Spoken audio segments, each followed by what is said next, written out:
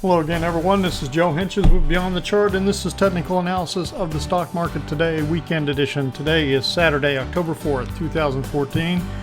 Beautiful fall day here in Dallas, and absolutely loving it. So we got a lot to cover. We're going to get into the market here. We'll look at all the indices on a daily, weekly basis. We'll take a look at the Dow on a monthly basis. Look at our indicators, some ETFs, and then we're going to look at the casino stocks today, and I'm going to include WYNN Resorts in this one, and we'll go from there.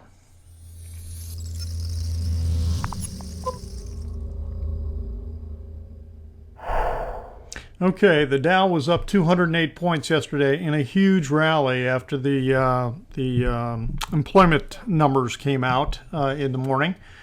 And, the market had sold off quite a bit, and so, that was the excuse to rally, I think, more than anything else. We'll see. I didn't look at the advanced declines for yesterday. Should have. Apologize for that. But one thing I noted is from this point here down to this point here, I think the total move was 471 points, and we retraced a little bit over 70%, about 71, 72. There's a Fibonacci retracement number of 70.707, and I was watching that and looking for that to be a point where we might reverse. You keep looking at the numbers, 50%, 61.8, and then 70.7, and I think the actual high here is 17,027. So I am still expecting this to turn back down. This was, assuming we are still in a downtrend, and the Dow hasn't nearly caught up with some of the other indices in terms of the moves and where they're at, and we'll look at those in a second. I think from an Elliott wave perspective, I think we are in a series of 1, 2, 1, 2, 1, 2. And so what do I mean by 1, 2? What I mean is we are still in this little I bracketed. Okay, so let me write that down. What I'm talking about is like a little I3. If I can even make this, I should have some kind of typing mechanism. Okay, little I3. So we've got 1, 2, and little I3 is still underway. Okay, now here's 1, 2, and then there's going to be 3, 4, 5 within this. So I still think what we're doing is we're working a series of waves that haven't completed themselves yet. Okay, and so you just continue the series down until you get an indication that it completes, and it hasn't done it yet. So I'm expecting this to turn back around. Now, where this scenario becomes wrong and we go to an alternate scenario is if we take out this high. What is this high? 17,145. So another 130 points above the high today, and we got to sit back and say, okay, something else is going on. And that's the way you do it. I mean, you have to look at a scenario, paint it out, and say, well, what's an alternate scenario that could be underway? Right now, this is my best take of what's happening. Let's take a look at the. Why did I do that? Let's take a look at the SPX. Okay, so now here you get this little trend line. It bounced back. I don't think this is a morning star. You could make the case that it is. It's kind of like on the Dow. You can make the case it's a little bit of a morning star on a candlestick. A true morning star, the doji, is actually down below this low, and this opening is above the star in its entirety. This was kind of an evening star, but again, it wasn't totally accurate, but it did sell off. So that is the only caution I'm wondering about. I'm watching this, but I'm going to put more weight into the wave count and to that type of thing than I am into this candlestick at this time. Let's take a look at the NASDAQ. The NASDAQ came down to this trend line on Thursday, and then we bounced back up, and we bounced. Now we haven't, we're still in downtrend here, at least, over the last couple of weeks. We'll look at a weekly chart in just a minute. On the New York Composite, we came down. We actually did get a close. It's on Thursday, 555, and that was actually a close below the low here, okay? So in my mind, this has confirmed a double top. So that means, and the New York Composite is a much broader composite, and I think the indices, the way they now calculate it, they made a change a few years ago. It only includes equity stocks, okay? So it doesn't include any other, ETFs and other different types of components or indices that are, in the overall New York Composite or New York Stock Exchange being traded there. This is only stocks. So I'm wondering, what's going on. I mean, clearly this has taken out the August low and it's closed below the August low. So the implications to me are that the S&P and the Dow need to play catch up. Russell 2000 clearly came down. It broke below the low on an intraday basis, but we did not get a close down below this. And then look what it did. It came, it just bounced back up. Now here it's going to hit resistance because this was support, and it did provide some support in here a couple of times. It should now become resistance. So we'll have to watch that. Okay, and we did look at the NASDAQ. So let's take a look at the Dow on a weekly basis. On a weekly basis, you can see we're still in the ending diagonal. We haven't broken down out of the diagonal. And the intraday basis, on interweek basis, we're down. This is not a bullish bar because you did not close above the opening. So, the stock or the market was down 103 points for the week, and the close was below the opening. That's why you have a dark bar. Okay. And when we look at the S&P 500 weekly, a similar type scenario. So when I see a dark bar like this and not a bullish type candle, to me this kind of indicates this is a range expansion to the downside. It's almost like it's cleared out a lot of stops and etc. And then now watch them go back right on down and test it out. And let's see if I could see. It seemed like I saw another bar like that. Well, look at this candle here. Okay, it did something like that. Well, then the very next week, it just came right on down. Now, this chopped sideways. I'm not saying it's not a predictor. I'm just looking in terms of, what it might happen for the very next bar. What's going on. I'm not talking about out several weeks. And, this is starting to roll over. We had divergence. We've talked about that numerous times.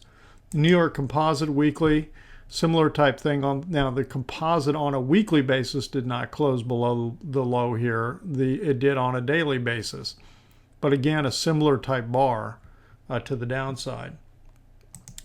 Let's see. The NASDAQ on a weekly basis. Well, let's go with the Russell because I can see that.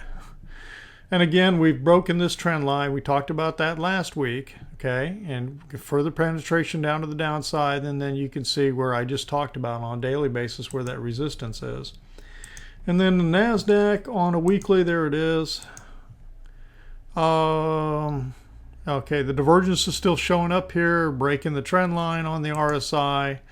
We got to close below the 10-week. It looks like it's kind of rolling over, but we're not trending down yet. We don't have that damage occurring yet. Let's see. Yeah, that's really all. I mean, we just basically got one more bar, and I'm going to make too much out of it. And I did talk about the S&P on a weekly. Yeah, I talked about that bar. The one monthly chart I'm going to show today is the Dow Jones Industrial Average monthly chart. Because all the rest of them didn't really have anything significant. One more bar, and it's right on. This thing always knows where I want to go. I don't know how it does that, but all right. So the thing I noticed in here is look at the really compressed little doji bar. That's the month of September. That's a trading for September. Okay, this was August and July and June. And I remember I talked about in June that this was a very compressed bar. And it was the most compressed since like 2005 or 2006. I can't remember offhand right now. But again, we're getting this right up here. And, we're at the top. I mean, we're at this resistance line. and we're right at this trend line, which we kind of broke in August. So this looks like a perfect little ending type of bar to me, candlestick. So we'll see if we continue to get the breakdown to the downside. I mean, if you go back to the Dow weekly, we have broken below last, what is this? So this should be September, I think, right? These last 4 bars of September. And then we're into, this is August, and we broke below this bar, I believe, the low 16,664.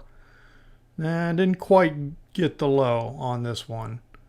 So 1, 2, 3, 4, 5 weeks, well below 5 weeks. It'll be interesting to see, do we go back down, take out this August challenge. So again, we need to see a breakdown out of this diagonal to continue to get the selling. But right now, we're not there yet.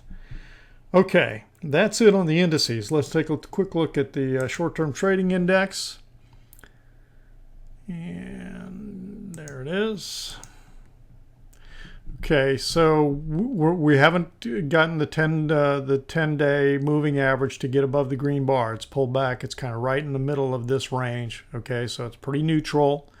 The most reading we got was back up here on the 25th. That was the most extreme closing day reading that we've got in a long, since it's like back June here.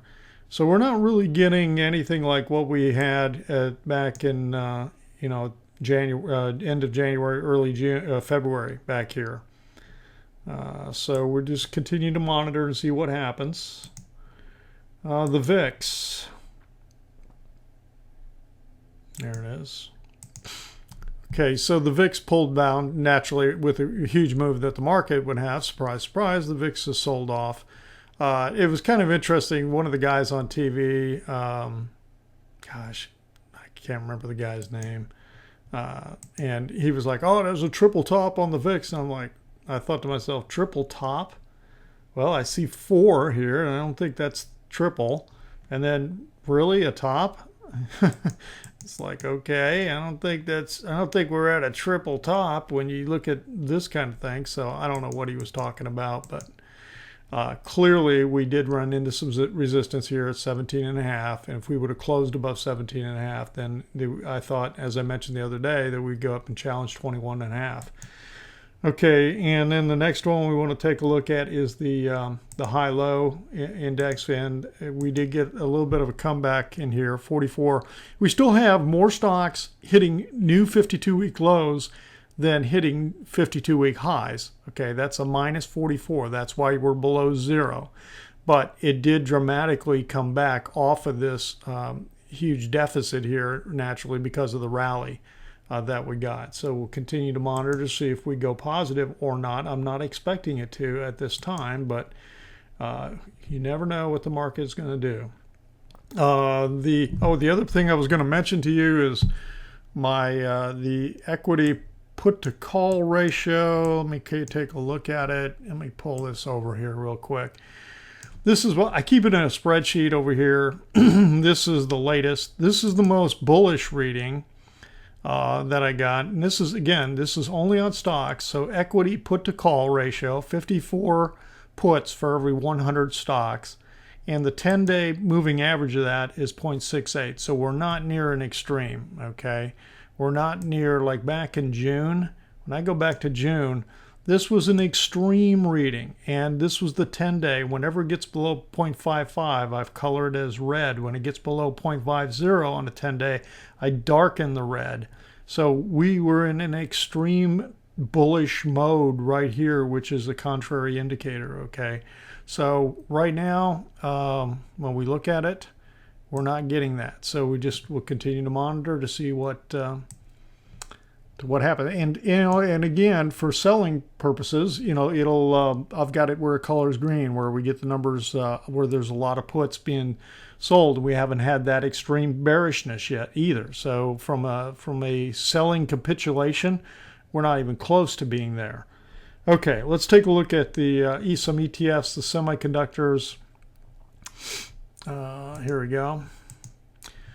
Semiconductors broke this trend line and did that on Wednesday. Here's Thursday, Friday, a little bit of a bounce back. This support was broken in here. So it looks like it's starting to break down. The home builders ETF, where are you? Financials, home builders, there we go. The home builders is clearly in this downward trending channel from February. You can see it. Now we got a little bit of a bounce back here on Friday with the market. And just, look at that on Thursday. It's coming right off this channel. All I did was I drew a trend line across this top. Excuse me. I said, let's create a parallel line, and I put it down here. And this is how it automatically just comes right in at these touch points. So that was, it's a beautiful little channel that's going on right now. We take a look at the XLF.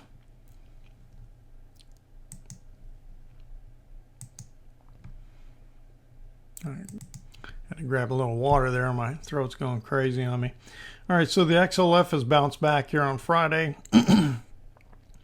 Got to close above this 10-day. We'll see whether or not we continue to get follow through on that, or whether this is just it's just like a snapback and it's going to come back down. If the market turns back down like I'm expecting it to, then that will probably do that. High yield fund. Here we go. This is interesting because again, I think this thing is working its way down. And yeah, we got a little bit of a rally back this week, but here's my best count on this thing. I think this thing peaked out back in May of 2013, had 5 waves down. We had this corrective wave back up, and now we had this 5 waves in here for 1, 2. We're working our way down in another 5 wave 3. We break this trend line. That's going to help confirm that. And you can see what I'm talking about with this trend line, which is kind of putting in a large head and shoulders top on the high yield fund. And when you back it off even more, you can see that the trend line from 2009 has been broken. And so what this is confirming is that investors are basically moving into a risk-off mode, and so this to me is a kind of a leading indicator of where the market's going and what the market's doing. So we'll have to continue to watch this pretty closely. All right, let's take a look at our 4 casino stocks. Let's jump in. Las Vegas Sands. All right, this one just keeps trending down.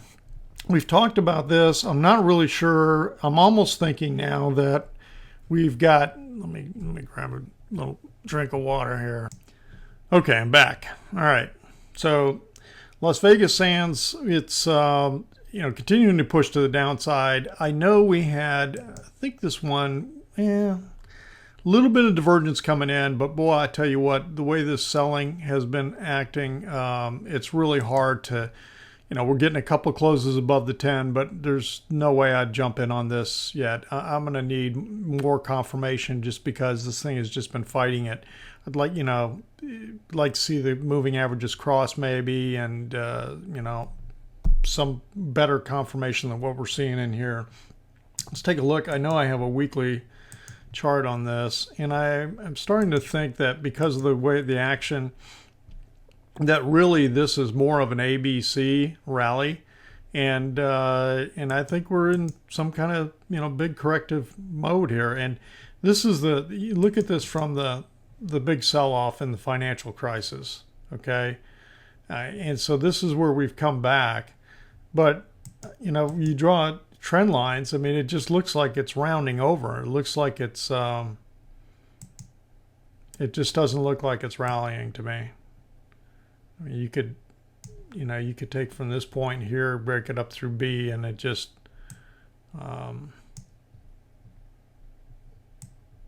take a look at that. So even if I take it off of semi-log, let's take a look at that. And now you can see, I mean, this huge sell-off, and actually this might be a little bit better for the trend line. And let me take this trend line here. Okay, so it hasn't broken the trend line of the rally on when you look at it on the arithmetic chart, but it's getting close. Okay, it breaks that one, then this thing is definitely heading south. And it's acting that way now. And oh, this is the other reason. I originally thought maybe this was a wave 1 and then 2 and a 3, but then this would be 4. 4 cannot overlap 1. Okay, so now it's like I canceled out of that scenario and said I think maybe we just got an A, B, C rally going on, and now it's breaking down because it's overlapping this first major wave that rallied up from the bottom of February 2009 down in here. So anyway, that's my best take on Las Vegas Sands. So you need to be very cautious as we look at jumping into, the bottom, trying to pick a bottom down in here on Las Vegas Sands. All right, the next one we're going to take a look at is MGM Resorts International. Let's go ahead and, do I have the weekly? No, I don't think so. I was having a problem with the weekly chart for some reason. But here's the trend line of MGM coming up off the bottom too. So you can see it is also approaching that trend line. We're getting really, really close. And this almost looks a little bit like an A, B, C. But this A wave is a little confusing to me. If it's truly a zigzag, this should be 5 waves in here. I don't see 5 waves. And if it's 3 waves, this should have rallied back to the beginning. So it's, maybe this is a 1-2 kind of deal, and we're working our way down. So that's why, again, this isn't a solid downtrend. You take a look at, we're not getting any bullish divergence at all on the indicators. So don't be jumping in here yet thinking it's time to buy unless you got an extremely long-term time horizon. And then you better, it starts breaking this trend line. It can always keep selling off. Okay, there's always the possibility that something can keep going down. There's no guarantee that just because it's gone down X that it must stop. Okay. The next one we'll take a look at is Melco Crown Entertainment. Let's take a look at the weekly on Melco. All right, now this one, I think this was a little more of, I still think it's in a primary wave up, and I think this is all the trading on Melco, at least that I've got. And so I'm thinking that we're in a wave 2 down. It's a little, again, trying to pick the bottom, trying to figure out what it's doing. It's a little bit of an A, B, C kind of coming down, but it's not totally clear. When you get into these corrective modes, corrective waves can get very confusing. Now, this is where I thought we had A, B, C forming a W, getting an X, A, B, C, X, and now we're in some kind of another corrective mode combining in here for Y. All right. And so, again, are we seeing bullish divergence? Yes, we are. But guess what? Again, even with bullish divergence, this continues to sell off. I mean, you were getting bullish divergence at each one of these points in here, and you think, well, okay, maybe it's going to go. And I know I tried to get in here at this point doing a turtle soup +1 type of play. It's not going. Okay, so I'm not going to continue doing that. I'm not going to, my preferred mode, I need to trying to stay with this trend. And clearly, I mean, look at this. You've got, 4 moving averages all trending down. The 233 is slightly down. The 55 is hard down. The 21 is hard down. The 10 exponential is hard down. So, you're not going to fight the trend here. The next one is WYNN. Let's take a look at WYNN on a weekly basis. This is really interesting with WYNN. You could see the top in 2007, the huge sell-off. It came all the way back up here, and then it broke through this. Now, here's the key with this thing is that I think it's 1, 2, 3, and I think we may be working a 4th wave, but they can't overlap 1. And if it does, then we got to reassess and say, okay, something else is going on. But, the 4th wave cannot take out the high of 1, and so far it hasn't. So let's take a look at the weekly bar or the daily bar on WYNN. There it is.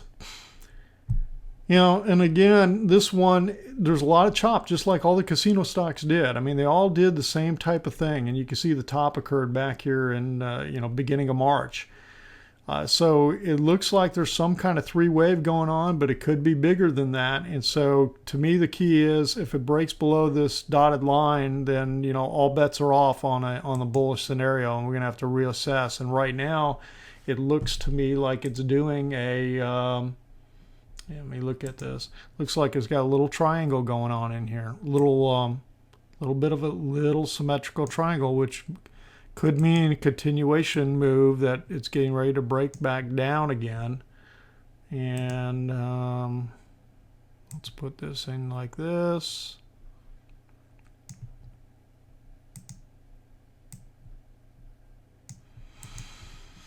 Okay, so this is what it looks like it's doing, and if it breaks this trend line, then you project down. What you do is you do this. You take this, create a parallel line, you pull that parallel line down. Let's just put it to the beginning down in here. So it looks like if it breaks through this trend line, it will definitely try to test this, and this will be the projection of where this thing would go. Okay, let's put it as a dotted line. So that's the that's the best assessment on WYNN. We'll watch to see what happens with it. Now, I am not trading options on WYNN, and the reason why, when I look at the ATR on this, 6.1. So the average true range on WYNN is $6.10 a day. Okay, so I like to have at least a 2 ATR initial stop, which means my stop's going to be 12 points away. Before I decide, I'm wrong. If it starts to go against me, that's a lot. Okay, so that's why I'm not trading options on WYNN right now. All right, that's it for today. Long video. I will try, what I'll do is I'll make sure I've got this itemized out and tell you where I begin looking at stocks and indicators and that type of thing. So, all right, this has been Joe for Beyond the Chart. If you felt the video was helpful, please share it on social media. And if you're not a subscriber, subscribe. That way you get access to the Trade Ideas page, and I will be back tomorrow with looking at trade ideas. I haven't looked at the stocks yet today. I will do that, and we'll see if there's anything we've got coming up to, setting up for next week or not. And I am looking for something, so hopefully something will. All right, everyone, have a great weekend wherever you are, and we'll be back with you tomorrow.